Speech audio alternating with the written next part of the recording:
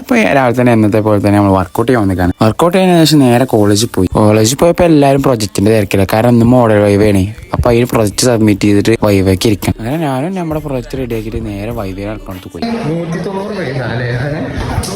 60 പേജുള്ള project 130 page ഉണ്ടാക്കി പോയാണ് തോന്നി. അവിടെ ചെന്നപ്പോൾ ഒരുത്തനെ കണ്ട് വൈവക്ക് കയറിയിട്ട് തൊഴിലിന് ഇരുത്താൻ കണ്ടവന്റെ മോഡൽ വൈവേണ്. അതിനാണ് ഈ കാട്ടിക്കൂട്ട് നോക്കി സ്വന്തം പ്രൊജക്ട് വരച്ചെടുത്ത് ചെയ്യാൻ കൊടുത്തതിന്റെ കോലപ്പ കാണുന്നു.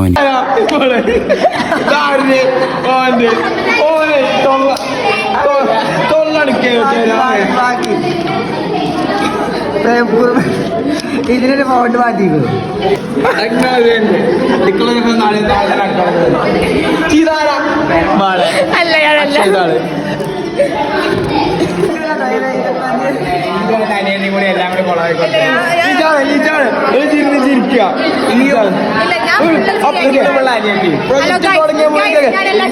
തുടങ്ങിയ മുതൽ കയറാൻ തുടങ്ങിയല്ലേ ഫേമസില്.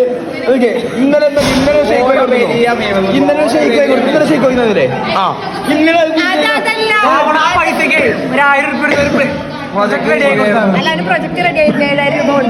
ഓനെ പ്രൊജക്ട് റെഡി ആയി കൊടുത്തത് അബ്ബലാണ്. എന്നിട്ട് ഓള് കടന്ന് ചിരിക്കണം. നോക്കിയൊക്കെ ഓനങ്ങനെ അത് കാണാനും കേൾക്കാനും വയ്യാത്തോണ്ട് മനം മട്ടിച്ച് പോയി വന്നു.